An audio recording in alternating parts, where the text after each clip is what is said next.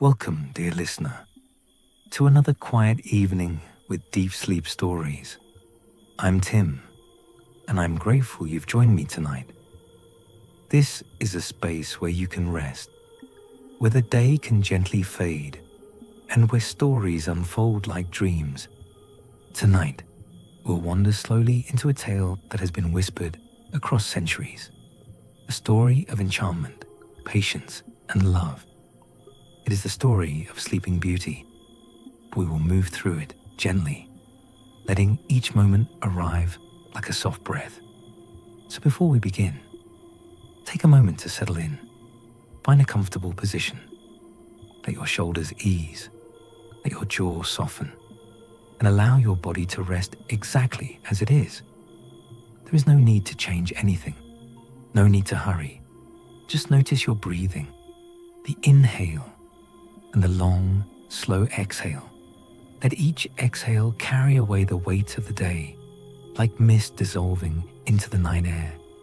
If your mind feels busy, that's all right. Thoughts can drift by, like clouds moving across a quiet sky. And as you listen, let my voice guide you, softly, steadily, toward rest. Now, let us begin. Long ago, in a kingdom surrounded by gentle hills and silver rivers, there lived a king and queen. They were kind rulers, beloved by their people, yet their hearts carried a quiet sorrow. For many years, they longed for a child. They prayed, they hoped, they waited, but the cradle in their chamber remained empty. Seasons passed, winters came and went. Still, no child arrived, and yet hope remained. The queen would walk in the palace gardens, her hands brushing the petals of roses, whispering wishes into the wind. The king would gaze at the stars, believing that someday one of them would send a blessing down to their home. And then, one morning, everything changed. The queen awoke with a feeling unlike any she had known before. A quiet warmth, a gentle certainty. She placed her hand upon her heart and smiled. Time revealed the truth. She was with child. The news spread through the palace like sunlight. Servants rejoiced. Villagers sang. The bells of the kingdom rang with joy. At last, the king and queen would welcome a daughter. The months passed peacefully. The queen's steps grew slower, but her smile grew brighter. The king stayed close, protective and tender. And when the day finally arrived, the palace filled with light. A child was born, a daughter. Her name was Aurora. She was small, delicate and radiant, as if the dawn itself had taken form in her. Her parents held her close, whispering promises of love and protection. The kingdom celebrated, feasts were prepared, songs were sung, and invitations were sent far and wide for a grand christening. It was to be a day of blessings, a day of joy, a day when Aurora would be welcomed not only by her family, but by the world. And so, the story begins. But as with all tales, joy and shadow often walk side by side, and soon, another presence would arrive, one that carried not blessing, but curse. The day of Aurora's christening arrived. The palace was adorned with garlands of flowers, their fragrance drifting softly through the halls. Musicians played gentle melodies. Candles flickered in tall golden holders, casting warm light across the gathering. Guests arrived from near and far, nobles in fine attire, villagers carrying gifts of simple beauty, woven baskets, carved wood, fresh bread.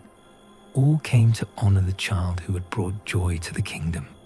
But most anticipated were the fairies. They were beings of grace and mystery, guardians of blessings, invited to bestow gifts upon the newborn princess. One by one, they entered the hall. Their presence shimmered like starlight. Each carried a promise, a gift of spirit. The first fairy stepped forward. Her voice was soft, yet clear. "I give Aurora the gift of beauty," she said, "and may it shine not only in her face, but in her heart." The second fairy approached. "I give her the gift of song," she whispered. "Her voice shall carry joy, like birds at dawn." The third fairy smiled. "I give her the gift of kindness. Wherever she walks, compassion shall follow."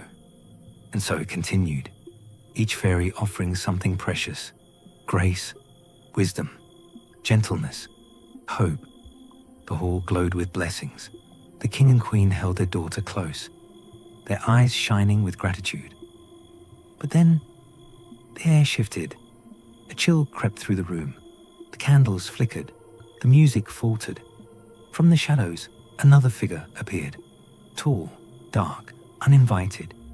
It was a fairy, but not one of light. Her name was Maleficent. She had not been asked to the celebration. Her absence had been deliberate, for her ways were feared, her temper sharp, her heart heavy with resentment. Now she stood before them, her gaze cold, her voice edged with bitterness. "So, a child is born," she said, "and blessings are given. But what of me? Was I forgotten, ignored?" The king stepped forward, his voice steady. "You are not forgotten," he said, "but we feared your presence would bring unease." Maleficent's eyes narrowed. "Unease," she repeated. Her lips curved into a smile that held no warmth. "Then let me give my gift." The hall grew silent. Every breath seemed to pause. Maleficent raised her hand. Her word fell like ice. "When the child reaches her 16th year, she shall prick her finger upon the spindle of a spinning wheel, and she shall fall into a sleep like death." Gasps filled the hall. The queen clutched Aurora tightly. The king's face turned pale. Maleficent's laughter echoed, sharp and cruel. And then she vanished, leaving only fear behind. But not all hope was lost. For one fairy had not yet spoken. She was gentle, smaller than the rest, often overlooked.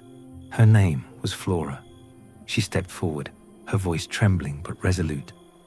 "I cannot undo the curse," she said softly, "but I can soften it. Aurora shall not die. Instead, she will sleep, and in time, true love's kiss shall awaken her." The hall exhaled. Fear remained, but hope flickered once more. The curse weighed heavily upon the king and queen. Though the fairy Flora had softened its edge, fear lingered in every corner of the palace. The king ordered that every spinning wheel in the kingdom be gathered and destroyed. From the grand halls to the smallest cottages, the wheels were carried away, wood cracked, iron bent, and soon not a single spindle remained within the land. Yet the fairies knew that Maleficent's power was strong. Her curse was not so easily avoided, and so they devised a plan. Flora, Fauna, and Merryweather, 3 fairies of light, came together. They would protect Aurora, not from afar, but closely, tenderly, as guardians.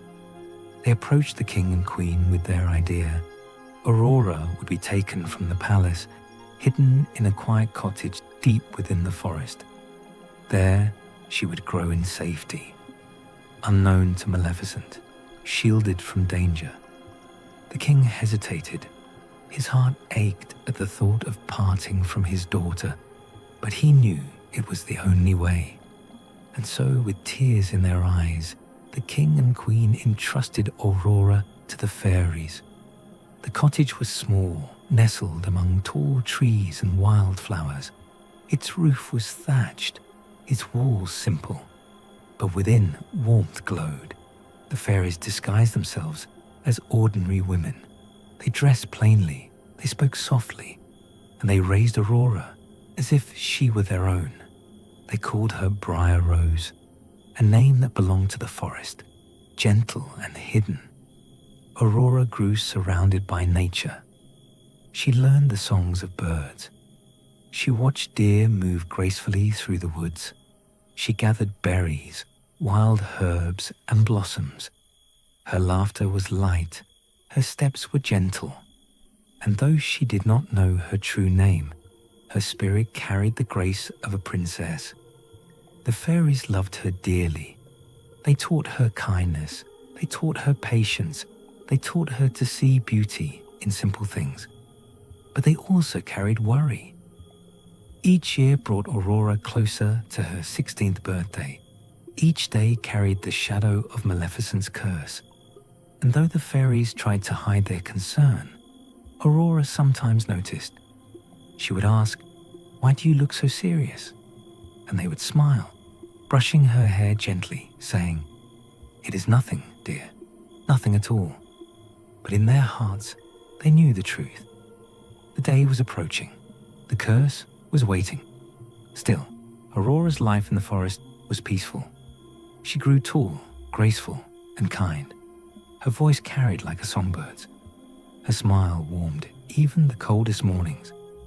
And though she did not yet know it, her destiny was slowly unfolding.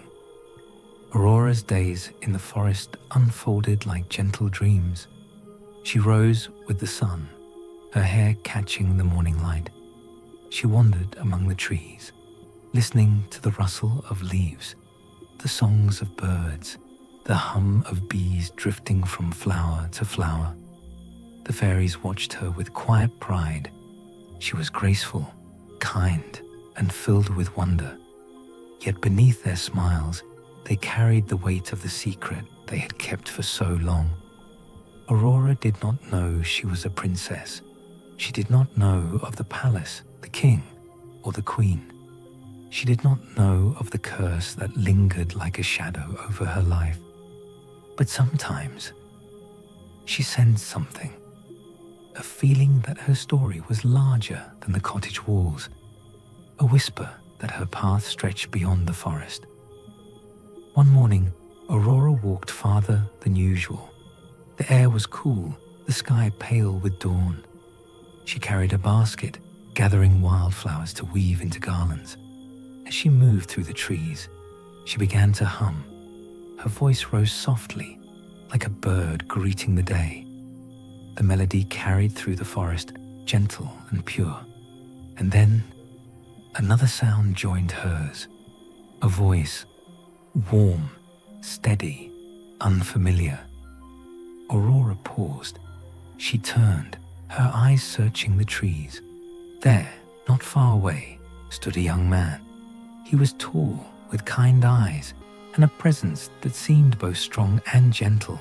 He listened to her song, his expression filled with wonder. Aurora felt her breath catch. She had never seen him before, yet something about him felt familiar. The young man stepped closer. "I heard your song," he said softly. It was beautiful. Aurora's cheeks warmed. She lowered her gaze, then lifted it again, curiosity shining in her eyes. "Thank you," she whispered. "I often sing to the forest." I did not know anyone was listening. The young man smiled. "My name is Philip," he said. "I was riding nearby when your voice reached me." Aurora nodded, her heart stirring with a feeling she could not name. She had lived her life quietly, surrounded by trees and fairies. And now, here was someone new, someone who seemed to carry a piece of the world beyond the forest. They spoke for a while, their words gentle, hesitant, yet filled with warmth. Aurora told him of the woods, of the flowers, of the birds she loved. Philip listened, his eyes never leaving hers. And though their meeting was brief, something lingered between them. A quiet bond, a spark of recognition, as if destiny had gently placed them in each other's path. When Aurora returned to the cottage, the fairies noticed her glow. Her steps were lighter, her smile softer. Her thoughts seemed far away. They exchanged worried glances, for they knew that love was part of the prophecy. and they knew that Maleficent's curse was drawing near. Aurora's heart lingered on the memory of the young man she had met in the forest.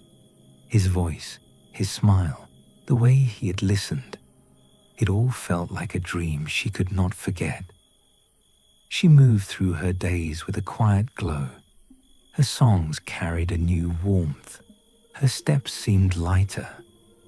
And though she did not speak of it often, the fairies could see that something had changed. They worried, for love was part of the prophecy, and Maleficent's curse was drawing near. One evening, as the sun dipped low and the forest filled with golden light, the fairies gathered. They spoke in hushed tones, their voices heavy with concern. "It is time," Flora said softly. "She must know the truth." Fauna nodded, her eyes filled with sorrow. "We cannot keep it from her any longer." Merryweather sighed, her wings trembling. "She will be frightened, but she deserves to know." And so they decided. Aurora would learn who she truly was. She would learn of the palace, the king, the queen, and the curse that had shaped her life. The next morning, they called her to the cottage hearth. Aurora sat quietly, her hands folded in her lap, her eyes curious. Flora began, "Dear child, there is something we must tell you, something we have kept hidden for many years." Aurora tilted her head, her heart quickening. She listened as Flora's voice carried the truth. "You are not only Briar Rose, you are Aurora, princess of this kingdom. Your parents are the king and queen. They love you dearly, but to protect you, we brought you here." Aurora's breath caught, her eyes widened. A princess. Her mind swirled with questions. Fauna reached for her hand. "There is more," she said gently. "When you were born, a dark fairy placed a curse upon you. On your 16th birthday, you are destined to prick your finger upon a spindle and fall into a deep sleep." Aurora's heart trembled. Her gaze fell to the floor. A curse, a sleep like death. Merryweather leaned close, her voice tender. "But do not despair. The curse was softened. You will not die. You will sleep until true love's kiss awakens you." Aurora sat in silence. Her thoughts drifted like leaves caught in a current. She thought of the king and queen, parents she had never known. She thought of the palace, the life that had been hidden from her. And she thought of the young man in the forest, Philip. Her heart whispered that perhaps he was part of this destiny, but her mind was filled with fear. The fairies watched her with compassion. They knew the truth was heavy. They knew the path ahead was uncertain, but they also knew that Aurora carried resilience within her. She had grown in kindness, in patience, in strength. And though the curse loomed, hope remained. The truth weighed heavily on Aurora's heart. She had lived 16 years believing she was Briar Rose, a simple girl of the forest. Now she knew she was Aurora, princess of the kingdom, bound by a curse that shadowed her future. The fairies watched her closely. They saw the quiet sorrow in her eyes. They saw the way she walked more slowly, her thoughts drifting far beyond the cottage walls. And they knew the time had come. On the morning of her 16th birthday, the fairies prepared to take her back to the palace. Her parents awaited her. The king and queen had longed for this day, the day they would finally embrace their daughter again. Aurora's heart was torn. She loved the forest, the cottage, the fairies who had raised her, but she also longed to know her parents, to see the palace that had been hidden from her.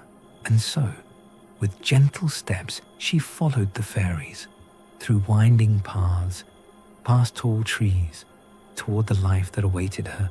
The palace stood tall, its towers rising into the sky, Its gates opened wide, welcoming her home. Inside, the king and queen waited. Their faces glowed with joy. Tears filled their eyes as they embraced her, holding her close, whispering words of love. Aurora felt warmth flood her heart. She had found her family. She had found her place. But even in that moment of joy, the shadow of the curse lingered. Maleficent had not forgotten. From her dark tower, she watched. Her eyes gleamed with cruel satisfaction. The day had come. The prophecy was near. She whispered to the wind, sending her magic through the air. Her curse was patient. Her curse was certain. And soon, Aurora would fall. The fairies stayed close, guarding her every step. They filled the palace with light, with laughter, with song. They tried to keep her safe. But destiny has a way of finding its path. And somewhere within the palace, hidden in shadow, a spindle waited. Aurora's return to the palace was filled with wonder. The halls stretched endlessly, adorned with tapestries and golden light. Every corridor whispered of history, of moments long before her time. She moved slowly, her eyes wide, her heart caught between awe and unease. The king and queen stayed close, their joy radiant. They spoke softly, telling her stories of her birth, of the day she had been taken away for her safety. Aurora listened, her emotions swirling like a river after rain. She felt love, gratitude, and yet a quiet sorrow for the years they had lost together. The fairies hovered nearby, watchful and protective. They knew the curse was near. They knew Maleficent's shadow lingered, waiting for the moment to strike. Aurora wandered through the palace gardens. The roses bloomed in shades of crimson and ivory. The fountains sang with gentle streams. Birds fluttered among the branches, their wings catching the sunlight. She paused by a quiet corner, gazing at the horizon. Her thoughts drifted to the forest, to the cottage, to the life she had known. And then, inevitably, to Philip. His voice, his smile, the way he had listened to her song. It all lingered in her heart. She wondered if she would ever see him again. She wondered if he was part of the destiny the fairies had spoken of. But destiny was already moving. Maleficent's magic seeped into the palace walls. Invisible, patient, relentless. One afternoon, as Aurora wandered alone, she felt a strange pull. A whisper in the air. A beckoning. Her steps carried her upward, through winding staircases, past forgotten corridors. The palace grew quieter, darker. The air thickened, and still she walked, as if guided by an unseen hand. At last, she reached a hidden chamber. Within it stood an object she had never seen before. A spinning wheel. Its spindle gleamed faintly, catching the dim light. Aurora's eyes widened. She felt curiosity stir within her. Her hand lifted, trembling, drawn toward it. The fairies, sensing danger, rushed through the palace. They called her name, their voices urgent. But the corridors twisted, the shadows deepened, and their cries did not reach her in time. Aurora's fingers brushed the spindle, a sharp sting, a gasp, and then silence. Her eyes fluttered closed. Her body grew heavy. She sank into the deep, enchanted sleep. The curse had found its path. Maleficent's laughter echoed faintly, carried on the wind. The prophecy had been fulfilled. Aurora lay still, her beauty untouched, her breath soft and steady. She seemed not gone, but waiting for the moment when love would awaken her. The palace fell into sorrow. The king and queen wept, their hearts breaking. The fairies bowed their heads, grief heavy upon them. Yet they remembered the softened blessing. Aurora was not lost. She slept, until true love's kiss would break the spell. And so, the palace itself was enchanted. The fairies spread their magic, casting a deep slumber across the land. Servants, guards, even the king and queen all fell into sleep. The kingdom grew silent, frozen in time. Only the forest beyond remained awake, and somewhere within it, Philip carried the memory of the girl he had met, the girl whose song had touched his heart. Far beyond the palace walls, in the quiet forest where Aurora had once lived, Prince Philip carried a memory that would not fade. He remembered the girl whose song had drifted through the trees. He remembered her eyes, bright with wonder. He remembered the warmth of her smile. Though their meeting had been brief, it lingered in his heart like a flame that would not dim. He thought of her often, wondering who she was, where she lived, and whether fate would allow their paths to cross again. One evening, as Philip rode through the forest, he encountered the fairies. They appeared suddenly, their wings shimmering faintly in the fading light. Their faces were grave, their voices urgent. "Philip," Flora said softly, "you must listen. The girl you met, she is Aurora, princess of this kingdom." Philip's breath caught. Aurora, a princess. The truth unfolded before him like a dream. Fauna stepped forward, her eyes filled with sorrow. She has fallen under a curse. On her 16th birthday, she pricked her finger upon a spindle. And now, she sleeps. The palace sleeps with her.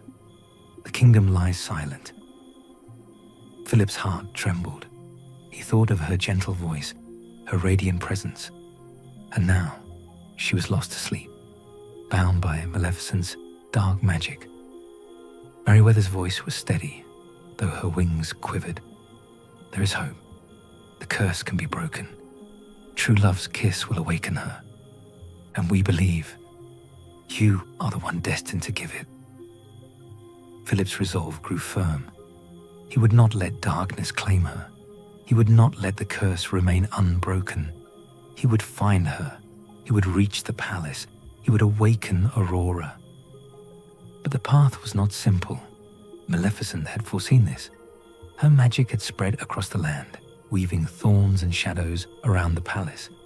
A forest of briars rose high, sharp and unyielding. Dark creatures lurked within, their eyes glowing with malice. The fairies knew the danger.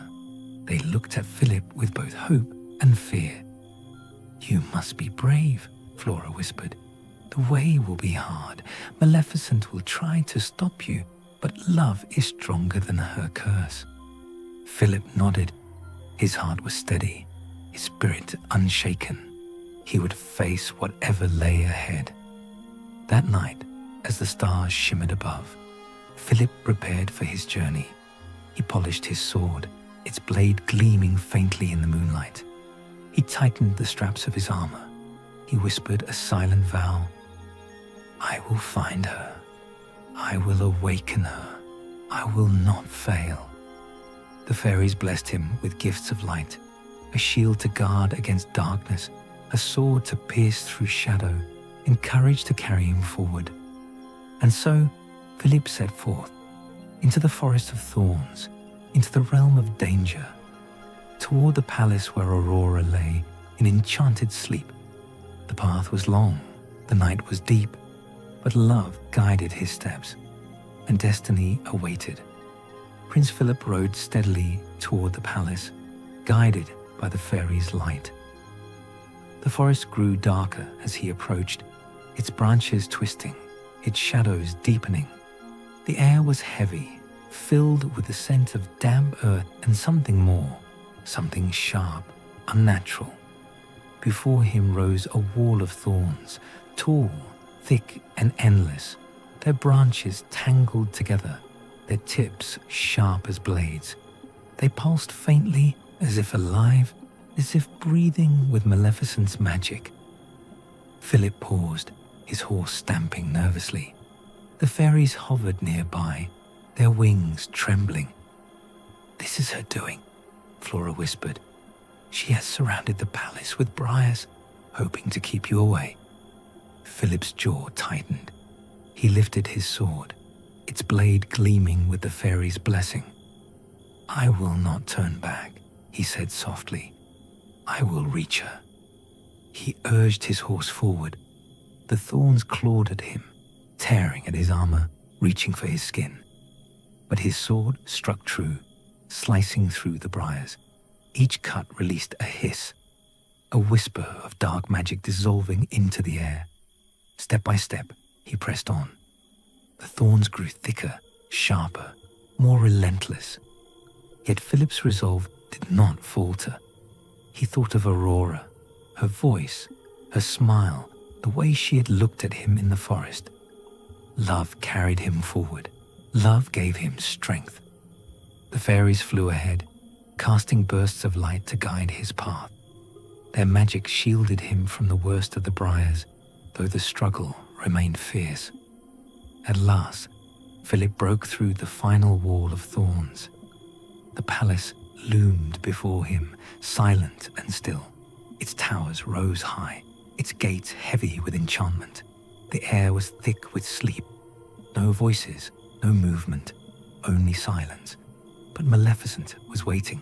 She appeared in a swirl of shadow, her form tall and terrible. Her eyes burned with fury. Her voice cut through the stillness like a blade. "So you dare," she hissed. "You dare to challenge me. You dare to seek her." Philip raised his sword, his shield steady. "I will not let your curse hold her," he said firmly. "I will reach her. I will awaken her." Maleficent's laughter echoed, cruel and sharp. "Then face me," she declared. Her form shifted, twisting, growing. Wings unfurled, scales gleamed. Her body stretched into the shape of a dragon, vast and terrible. The ground trembled beneath her. Her breath burned with fire. Her roar shook the air. Philip's heart pounded, but he did not retreat. He lifted his sword, his shield glowing with the fairy's light. The battle had begun. The dragon lunged, flames spilling from her mouth. Philip raised his shield, the fire crashing against it, sparks flying.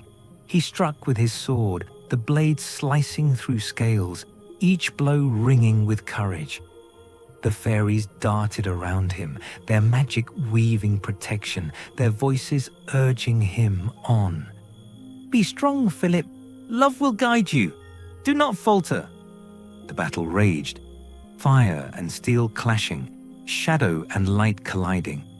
Philip's arms ached, his breath came heavy, but his spirit remained unbroken, for he knew Aurora waited, and he would not fail her.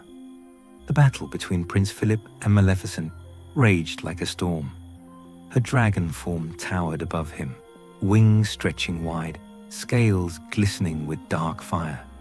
Each roar shook the ground, each breath spilled flames that scorched the air. Philip stood firm. His shield glowed with the fairy's blessing, deflecting the fire that poured towards him. His sword gleamed, its edge sharp with light. He moved with courage, each step steady, each strike filled with resolve. Maleficent lunged, her claws tearing at the earth. Philip raised his shield, the impact ringing like thunder. He struck with his sword, slicing through shadow, sparks flying as steel met scale. The fairies hovered nearby, their voices urgent. "Be strong, Philip. Do not falter. Love will guide you." Their light flickered across the battlefield, weaving protection around him, pushing back the darkness that threatened to consume. Maleficent's fury grew.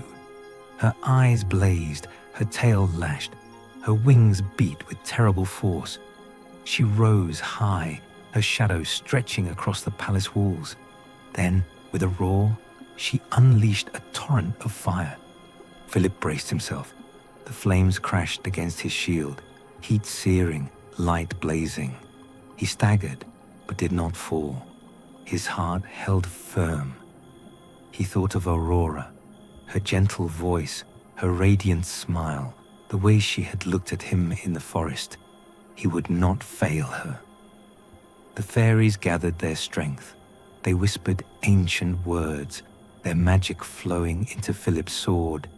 The blade shimmered, glowing brighter, sharper, filled with the power of love and light. Philip lifted it high. Maleficent lunged again, her jaws opening, her fire burning. But Philip struck true. The sword pierced her heart, light bursting forth, shadow dissolving into the air. Maleficent's roar echoed, filled with rage and despair. Her form twisted, crumbled, and fell. The dragon dissolved into smoke, fading into nothingness. The battle was over. Darkness had been broken. Philip stood, his breath heavy, his body weary. But his spirit was steady. He looked toward the palace, its towers silent, its gates heavy with enchantment. Aurora waited within, her sleep held by the curse, her awakening bound to love. The fairies flew to his side, their faces glowing with relief. "You have done it," Flora whispered. "The path is clear. Go to her. She waits for you." Philip nodded. He sheathed his sword, lifted his shield, and stepped towards the palace. The gates opened slowly, creaking with age and magic. He entered, the hall silent, the air heavy with enchantment. Everywhere he looked, the kingdom slept. Servants frozen in their tasks, guards still at their posts, the king and queen resting in sorrow, their faces peaceful yet heavy with grief. Philip moved quietly, his footsteps echoing softly. He climbed staircases, passed through corridors, guided by the fairies' light. At last, he reached a chamber. Within it lay Aurora. Her form was still, her breath soft, her beauty untouched. She seemed not gone, but waiting for the moment when love would awaken her. Philip's heart trembled. He stepped closer, his eyes filled with tenderness. He knelt beside her, his hand hovering near hers. He whispered softly, "Aurora, I am here." And then, gently, he leaned forward. His lips brushed hers, a kiss filled with love, with hope, with destiny. The chamber was silent, filled with a soft glow of enchantment. Aurora lay upon the bed, her hair spread like golden silk, her face serene, untouched by time. Her breath was steady, her body still, as if she were resting in the gentlest of dreams. Prince Philip knelt beside her. His heart trembled, his eyes filled with tenderness. He had fought through thorns, faced fire, and defeated Maleficent's wrath. Now, at last, he was here, beside her, the girl whose song had touched his soul. He leaned closer, his voice a whisper. "Aurora, I'm here. I will not leave you." And then, gently, he pressed his lips to hers, a kiss filled with love, with hope, with destiny. The air shifted, the enchantment stirred, light shimmered across the chamber, soft and radiant.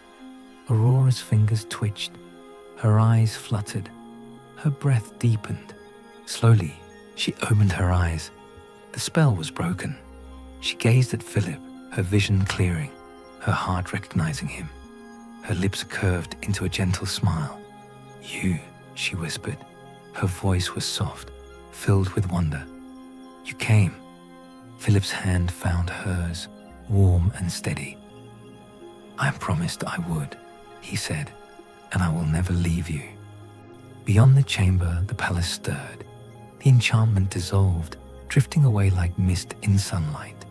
Servants awoke, their tasks resuming. Guards lifted their heads, their eyes blinking with life. The king and queen stirred, their sorrow lifting, their hearts filling with joy. The kingdom breathed again. The silence was broken. Life returned. The fairies hovered nearby, their wings shimmering with relief. Their eyes glowed with happiness, As they watched Aurora rise, her hand clasped in Philip's. The prophecy had been fulfilled. Love had triumphed. Hope had been restored. Aurora stepped into the hall, her parents rushing to meet her. The Queen embraced her, tears streaming down her face. The King held her close, his voice trembling with joy. "My daughter, my beloved child, you are safe." Aurora's heart swelled. She had found her family. She had found her place. And beside her stood Philip, the one who had awakened her, the one who had carried love through shadow and fire. The kingdom rejoiced. Bells rang across the land. Songs filled the air. The people celebrated, their voices rising in gratitude and joy. Aurora and Philip stood together, their hearts united, their spirits steady. They looked toward the horizon, knowing that their story had only just begun. The curse was broken, the kingdom was free, and love, gentle and enduring, had carried them through. The kingdom awoke as if from a long, gentle dream. The enchantment dissolved, drifting away like mist in sunlight. Servants stirred, blinking in confusion as they found themselves mid-task. Guards lifted their heads, their hands still resting on spears. The king and queen rose, their sorrow replaced with joy, their hearts lightened by the sight of their daughter, alive and awake. Aurora walked through the palace halls, her hand clasped in Philip's. Her steps were steady, her eyes radiant. Everywhere she looked, faces brightened, voices rose, and laughter returned. The silence that had held the kingdom captive was gone. Life had returned. The fairies hovered nearby, their wings shimmering with relief. They watched Aurora with tender pride, knowing that their years of care had led to this moment. They had protected her, guided her, and now she was free. The curse had been broken. Love had triumphed. The king and queen embraced her again, their tears flowing freely. "My daughter," the queen whispered, her voice trembling with joy. "You are safe. You are home." Aurora's heart swelled. She had longed for this embrace, even without knowing it. She had dreamed of belonging, of family, of love, and now all of it was hers. Philip stood beside her, his presence steady, his gaze filled with devotion. He had fought through shadow and fire, and now he stood in the light, his heart bound to hers. The kingdom rejoiced. Bells rang across the land, their sound carrying far and wide. Villagers gathered, their voices rising in song. The palace filled with celebration, its halls alive with music and laughter. Aurora and Philip moved among the people, their smiles gentle, their words kind. They listened, they laughed, they shared in the joy that filled the air. Everywhere they went, hope followed. The fairies danced lightly, their wings scattering sparks of light. They sang softly, their voices weaving blessings into the celebration. They knew that this was not only the end of a curse, but the beginning of a new chapter. As evening fell, the palace glowed with lanterns. The stars shimmered above, their light mingling with the warmth of the celebration. Aurora stood at the balcony, gazing at the horizon. Philip joined her, his hand resting gently on hers. She looked at him, her eyes filled with gratitude. "You saved me," she whispered. Her voice was soft, yet steady. "You carried love through shadow. You gave me life again." Philip shook his head gently. "It was love that saved you," he said. "Love that guided me. Love that belongs to us both." Aurora smiled, her heart glowing. She leaned against him, her breath steady, her spirit calm. Together, they looked toward the future, a horizon filled with promise, with hope, with love. The celebrations filled the palace with light and sound. Music drifted through the halls, Laughter echoed in the courtyards, and the fragrance of feasts lingered in the air. Aurora moved among her people, her presence gentle, yet radiant. Everywhere she went, faces brightened, voices softened, and hearts lifted. Yet within her, her quiet reflection stirred. She had lived 16 years in the forest, far from the palace, far from the grandeur of royal life. Her hands had learned to knead bread, to mend cloth, to tend gardens. Her heart had learned patience, resilience, and kindness. Those years had shaped her spirit, and now, as she stood in the palace, she carried them with her. Aurora walked through the gardens, the stars shimmering above. Philip joined her, his steps steady, his gaze warm. They moved side by side, their silence filled with comfort. Aurora paused by a fountain, the water glistening in the moonlight. She looked at Philip, her eyes thoughtful. "I lived so long in the forest," she said softly. "I learned to find joy in simple things. The song of a bird, the bloom of a flower, the kindness of strangers. And now, here I am, in a palace filled with splendor. It feels wondrous. It's strange." Philip listened, his heart steady.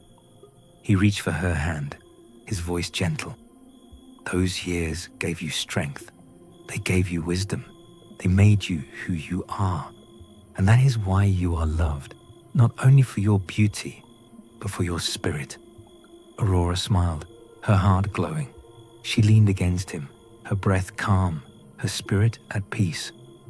The fairies watched from afar, their wings shimmering softly. They whispered to one another, their voices filled with pride. "She carries the forest within her," Flora said. "She carries kindness, resilience, and hope," Fauna added. "And with Philip beside her," Meriwether concluded, "she will guide this kingdom with love." The celebrations continued late into the night. Villagers danced in the courtyards, their laughter rising like song. Children played, their voices bright. The king and queen moved among their people, their joy radiant, their gratitude endless. Aurora and Philip stood together, their hands clasped, their hearts united. They looked toward the horizon, knowing that their journey was only beginning. The curse had been broken, but life held many paths yet to walk. Aurora whispered softly, her voice filled with wonder. "I once dreamed of belonging. I once dreamed of love. And now, I have found both." Philip's gaze held hers, his voice steady. "And together, we will build a future filled with hope." The celebration slowly quieted, though joy lingered in every corner of the palace. Aurora found herself walking through the halls, her steps soft, her thoughts deep. She had awakened from a curse, reunited with her parents, and embraced by her people. Yet now a new path stretched before her, the path of a princess. The crown was not only a symbol of beauty or grace, it carried responsibility. It carried the weight of guiding a kingdom, of listening to voices, of caring for lives beyond her own. Aurora paused by a tall window, gazing out at the village below. She saw children playing, merchants arranging their wares, farmers returning from the fields. She thought of the forest, of the villagers she had once watched and learned from. She remembered kneading bread, tending gardens, stitching cloth. She remembered kindness shared in simple gestures, and she realized those lessons belonged here too.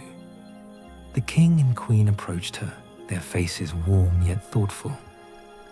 "My daughter," the king said gently, "you are home now. Soon you will take your place as princess, and one day as queen. There is much to learn, much to carry." Aurora listened, her heart steady. She nodded softly. "I understand," she whispered, "but I wish to guide, not only with rules and power, but with kindness. I wish to remember the forest, the simple life, the lessons of patience and care."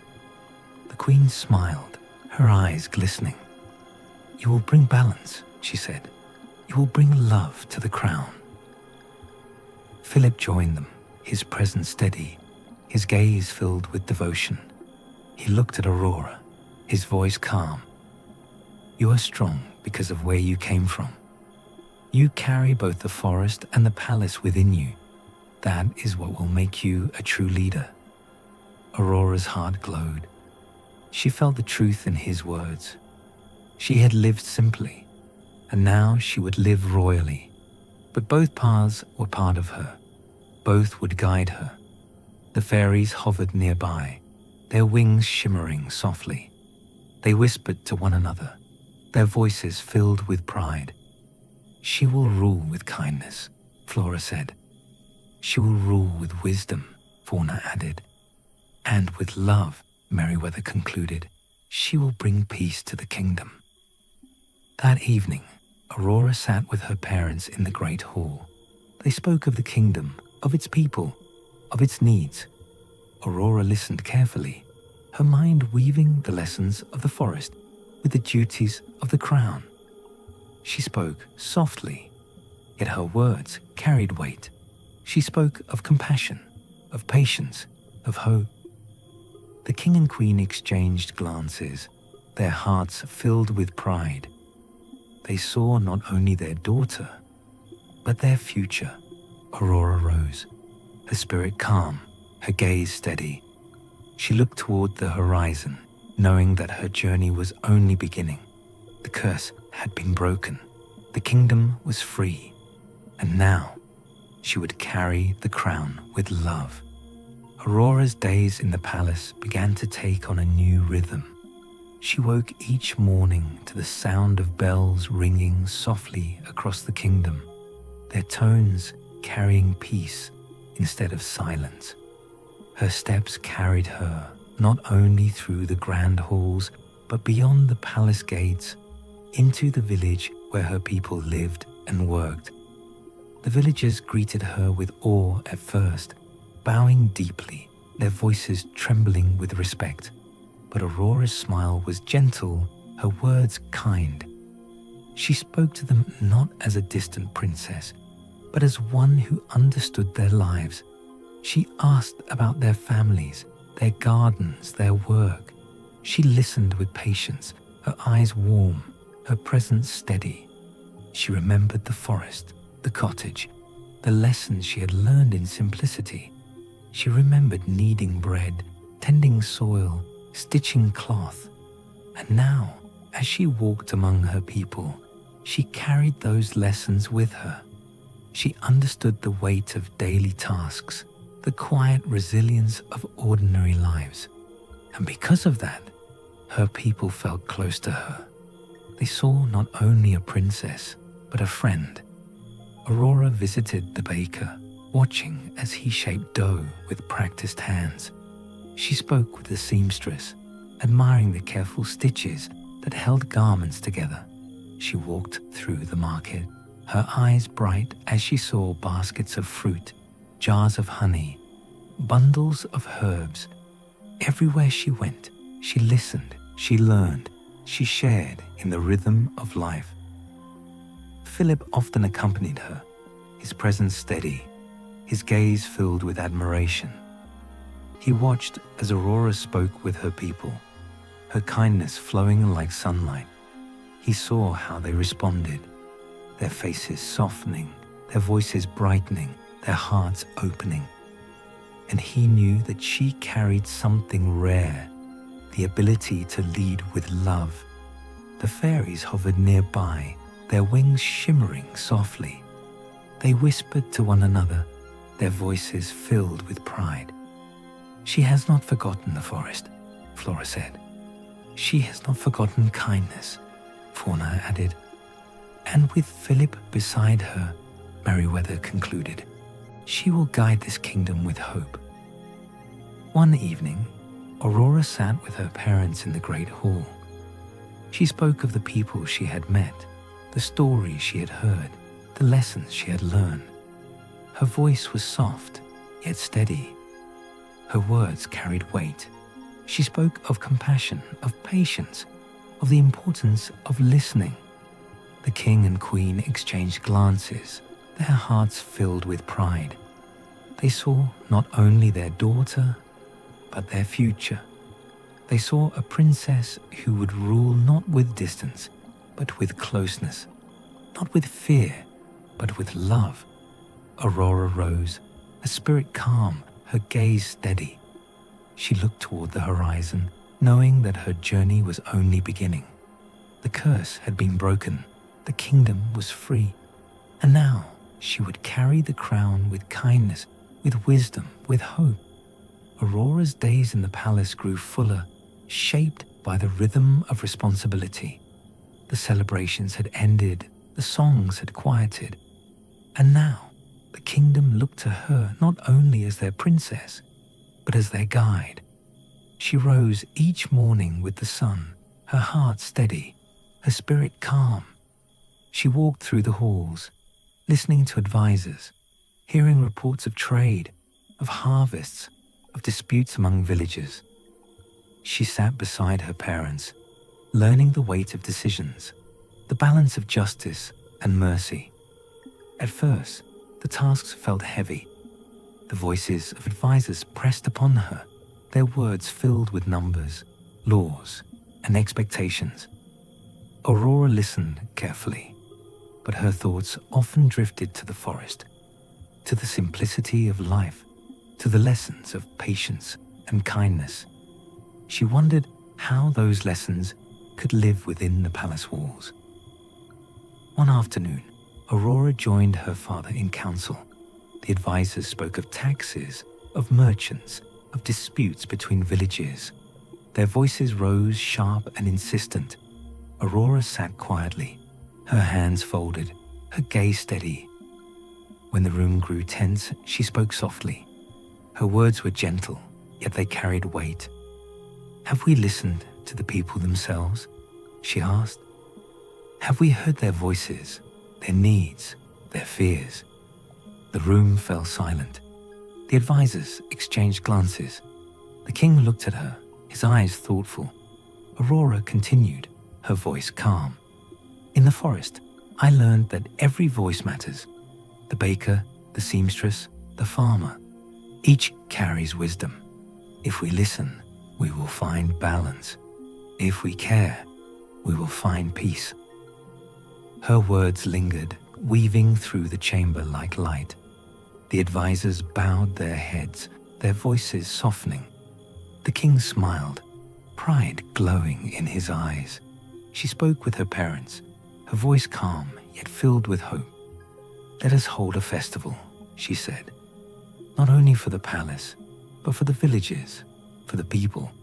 Let us gather together, share food, share song, share stories. Let us remember that we are one kingdom, one family." The king and queen exchanged glances, their hearts filled with pride. They agreed, and preparations began. Aurora walked among her people, inviting them with gentle words. She asked the baker to prepare bread, the seamstress to weave banners, the musicians to tune their instruments. She asked children to gather flowers, elders to share stories, farmers to bring harvests. Everywhere she went, faces brightened, voices softened, hearts opened. Philip accompanied her, his presence steady, his gaze filled with admiration. He saw how her kindness flowed into every corner, how her spirit lifted every heart, and he knew that this festival would be more than celebration. It would be healing. The fairies hovered nearby, their wings shimmering softly. They whispered to one another, their voices filled with joy. "She brings them together," Flora said. "She weaves unity," Fauna added. "And with love," Merryweather concluded, "she will guide them into peace." The day of the festival arrived, the palace courtyard filled with villagers, their voices rising in laughter and song. tables overflowed with bread, fruit, honey, and wine. Children danced, their garlands of flowers trailing in the air. Musicians played, their melodies weaving joy into every moment. Aurora moved among them, her smile gentle, her words kind. She listened to stories, shared in laughter, joined in song. Philip stood beside her, his hand clasped in hers, his heart steady. The king and queen watched, their eyes glistening with pride. They saw not only celebration, but unity. They saw their daughter guiding the kingdom with love. As evening fell, lanterns glowed across the courtyard. The stars shimmered above, their light mingling with the warmth of the festival. Aurora stood at the center, her voice rising softly. "Tonight, we are one," she said. "Tonight, we share joy, we share hope, we share love. Let us carry this unity into every day, into every heart." Aurora's festival had brought joy and unity, but soon the weight of leadership pressed more firmly upon her shoulders. The kingdom was vast, its people diverse, its needs many. Celebration had healed wounds, but responsibility demanded constancy. Aurora rose each morning with the sun, her heart steady, her spirit calm. She walked through the palace halls, listening to advisors, hearing reports of trade routes, harvest yields, and disputes that lingered. She sat beside her parents, learning the balance between mercy and justice, generosity and caution. At first, the tasks felt overwhelming. The voices of advisors filled the council chamber, their words sharp with urgency. They spoke of taxes, of borders, of alliances. Aurora listened, her gaze steady, her hands folded.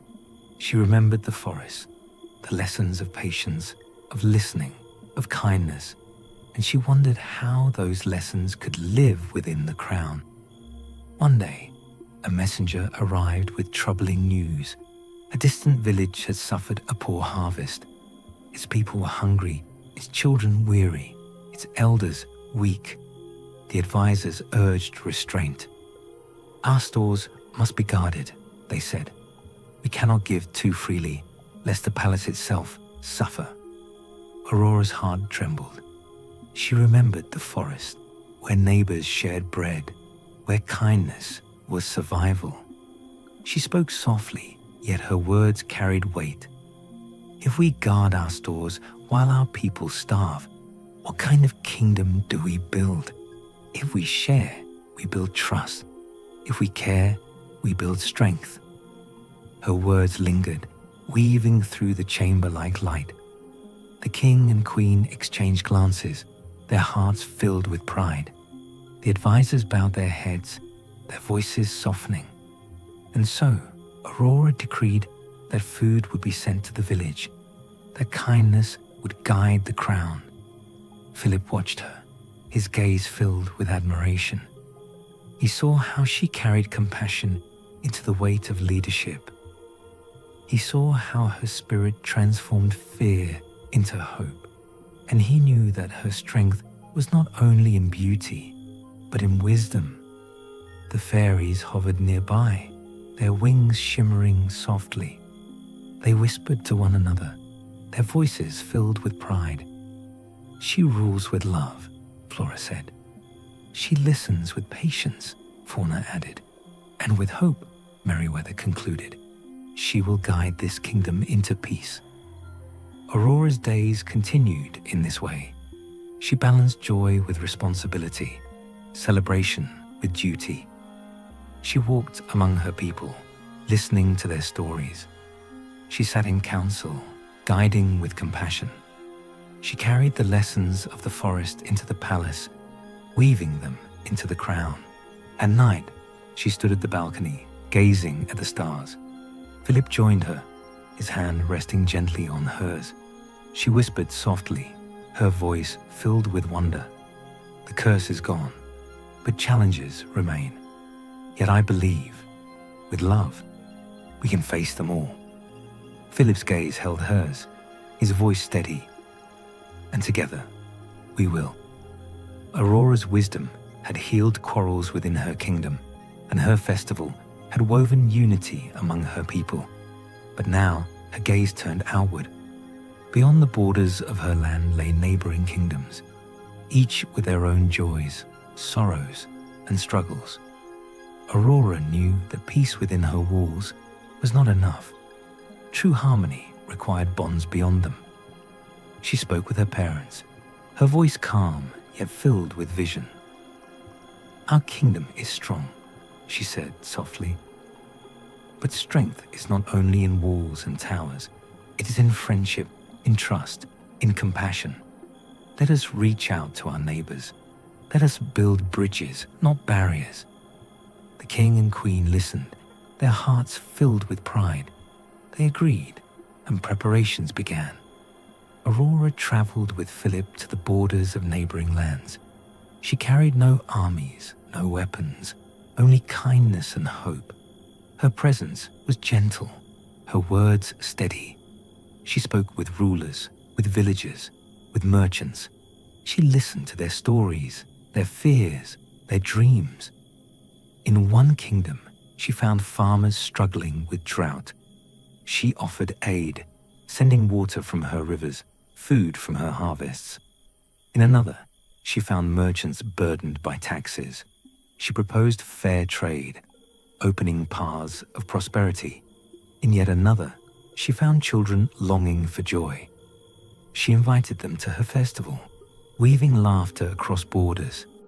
Everywhere she went, faces brightened, voices softened, hearts opened. Her kindness flowed like sunlight, her compassion carried like song. Philip stood beside her, his presence steady, his gaze filled with admiration. He saw how her spirit transformed suspicion into trust, distance into closeness, strangers into friends. And he knew that her strength was not only in beauty, but in wisdom. The fairies hovered nearby, their wings shimmering softly. They whispered to one another, their voices filled with joy. "She builds bridges," Flora said. "She weaves unity," Fauna added. "And with love," Meriwether concluded, "she will guide all kingdoms into peace." Aurora returned to her palace, her heart glowing. She sat with her parents, her voice calm, her spirit steady. She spoke of the journeys, of the friendships, of the bonds she had woven. The king and queen listened, their hearts filled with pride.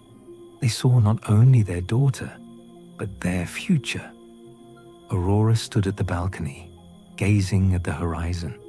Philip joined her, his hand resting gently on hers. She whispered softly, her voice filled with wonder. "Our kingdom is free, but the world is wide. If we carry love beyond our borders, perhaps peace will follow." Philip's gaze held hers, his voice steady. "And together we will carry it." Aurora's vision of unity had carried beyond her borders, weaving bonds of friendship with neighboring lands. Yet as her compassion reached outward, new challenges arose within. Her people admired her generosity, but some whispered of worry. Would the kingdom's stores remain strong if too much was given away? Would her kindness leave them vulnerable? Aurora listened. She did not dismiss their fears, for she knew that leadership was not only about giving, it was also about protecting. She remembered the forest, where balance was survival. Too much harvest taken from the soil left it barren.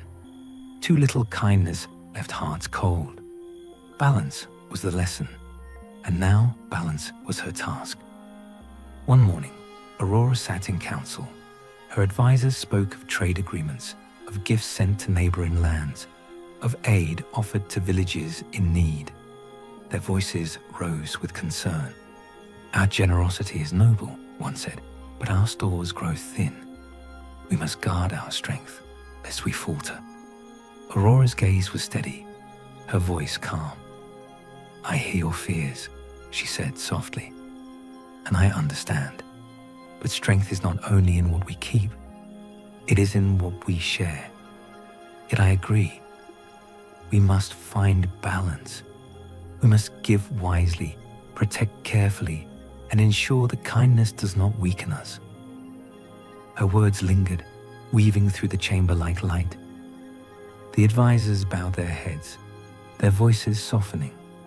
They saw not only compassion, but wisdom. Aurora traveled once more among her people. She spoke with farmers, hearing of their harvests. She spoke with merchants, hearing of their trade. She spoke with elders, hearing of their fears. Everywhere she went, she listened, she learned, she carried their voices back to the palace. Philip accompanied her, his presence steady, his gaze filled with admiration. He saw how she balanced generosity with caution, kindness with wisdom. He saw how her spirit transformed fear into trust, and he knew that her strength was not only in beauty, but in resilience. The fairies hovered nearby, their wings shimmering softly. They whispered to one another, their voices filled with pride. She gives with love, Flora said. She protects with wisdom, Fauna added. And with hope, Merryweather concluded. She will guide this kingdom into balance. Aurora's kingdom had grown stronger through unity and compassion. Yet life is never without hardship. One year, the rains did not come as they should. The skies remained clear, the rivers thinned, and the soil cracked beneath the sun. The harvest faltered, and whispers of worry spread across the land. Aurora listened. She walked among her people, hearing their fears, their struggles, their hopes. She saw farmers staring at empty fields, mothers worrying over hungry children, elders remembering years of plenty. Her heart trembled, but her spirit remained steady. She knew that leadership was not only celebration, but resilience. The council gathered, their voices sharp with urgency. We must guard our stores, one advisor said. We must ration carefully, another insisted. Aurora listened, her gaze calm. She remembered the forest, where scarcity was met with sharing, where neighbors survived by helping one another. She spoke softly, yet her words carried weight. We will ration wisely, she said, but we will not let any family starve. We will share what we have, and we will seek new ways to grow, new paths to survive. Hardship is not the end. It is a test of our unity. Her words lingered, weaving through the chamber like light. The king and queen exchanged glances, their hearts filled with pride. The advisors bowed their heads, their voices softening.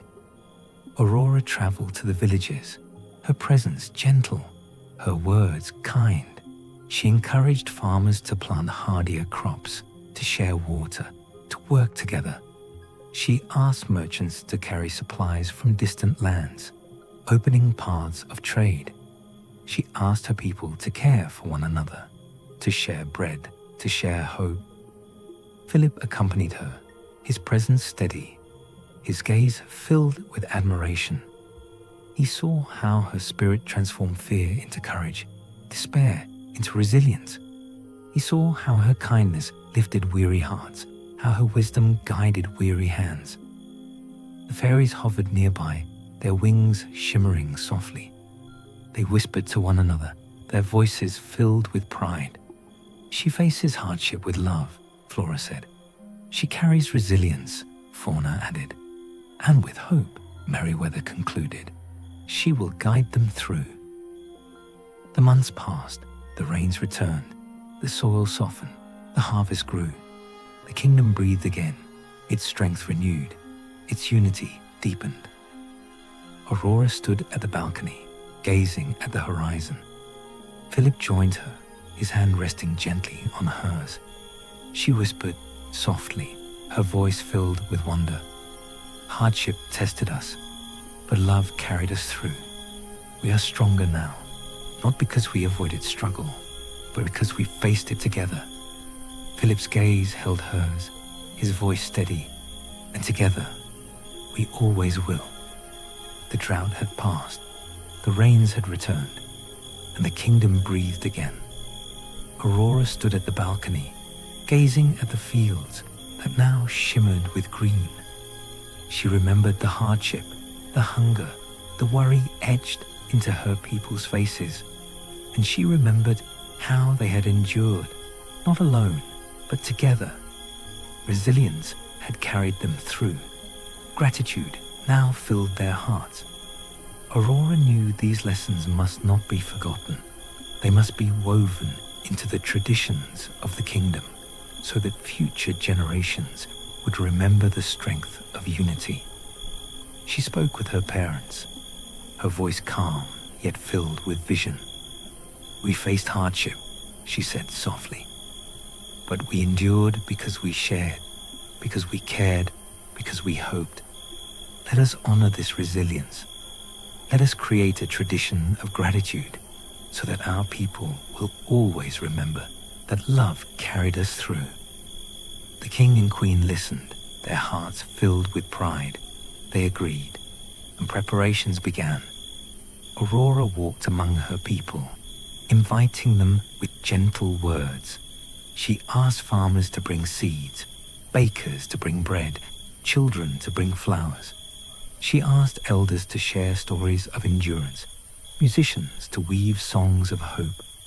Everywhere she went, faces brightened, voices softened, hearts opened. Philip accompanied her, his presence steady, his gaze filled with admiration. He saw how her kindness flowed into every corner, how her spirit lifted every heart. And he knew that this tradition would be more than celebration. It would be remembrance. The fairies hovered nearby, their wings shimmering softly. They whispered to one another, their voices filled with joy. "She teaches resilience," Flora said. "She teaches gratitude," Fauna added. "And with love," Merryweather concluded, "she will guide them into hope." The day of the new festival arrived, the palace courtyard filled with villagers, their voices rising in song. Tables overflowed with bread baked from the first harvest, seeds gathered to symbolize renewal, flowers woven into garlands of thanks. Children danced, their laughter bright. Elders spoke, their voices steady, their stories filled with wisdom. Aurora stood at the center, her voice rising softly.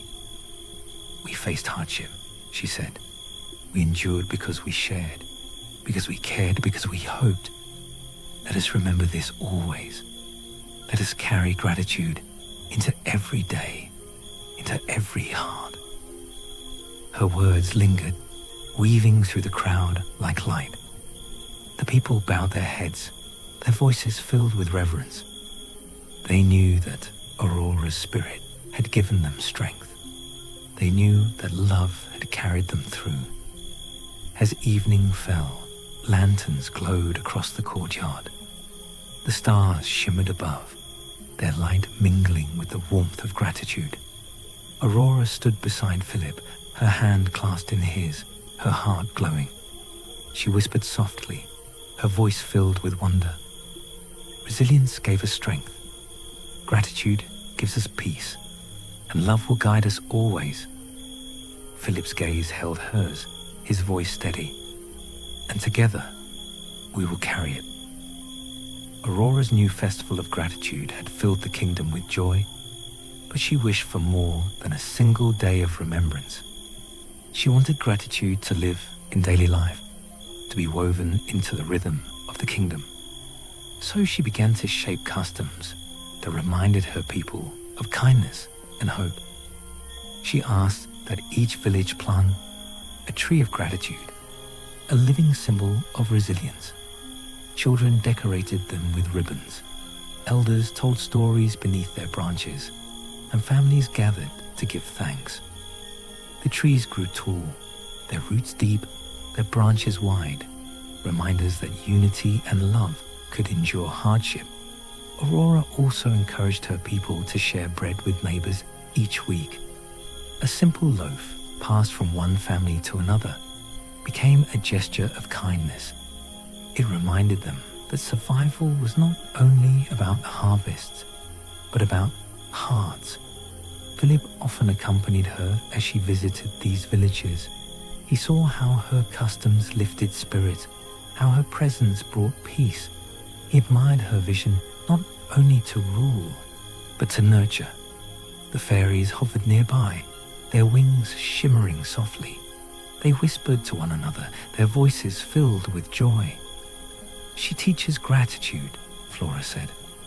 "She teaches kindness," Fauna added.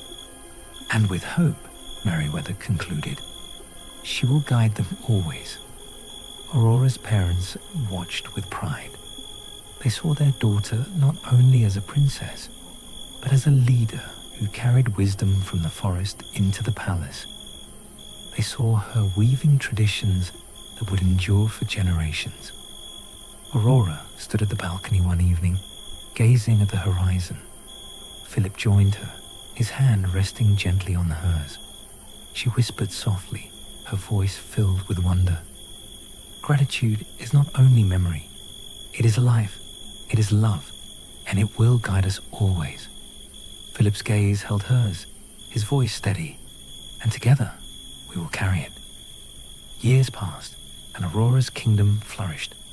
The trees of gratitude grew tall, their branches shading gatherings of joy. Bread was shared weekly among neighbors, laughter filling homes. Festivals of resilience and hope became traditions, weaving unity into every season. Aurora ruled with kindness, her voice gentle yet steady. Philip stood beside her, his presence strong, his devotion unwavering. Together, they guided the kingdom, not with fear, but with love. The fairies watched with pride, their wings shimmering softly. They whispered to one another, their voices filled with joy. "She has fulfilled the prophecy," Flora said. "She has carried love into leadership," Fauna added. "And with hope," Merryweather concluded, "she has brought peace to all." Aurora often returned to the forest, walking among the trees where she had once lived. She remembered her simple life, her lessons of patience, her dreams of belonging. She smiled, knowing that those lessons had shaped her spirit, had guided her crown. She whispered softly, her voice filled with gratitude. "The forest gave me strength, the palace gave me purpose, and love gave me everything." Philip stood beside her, his hand clasped in hers. He whispered gently, "And together, we will carry it always." The kingdom thrived, its people united, its traditions strong. Aurora's name became a song of hope, her story a tale of resilience, her spirit a beacon of love. The curse was long forgotten, replaced by peace. And so the tale of Sleeping Beauty ended not with slumber, but with awakening, not with sorrow, but with joy, not with darkness, but with light. Aurora's journey was complete. Her kingdom was free, her heart was whole, and love, gentle and enduring, guided them forever.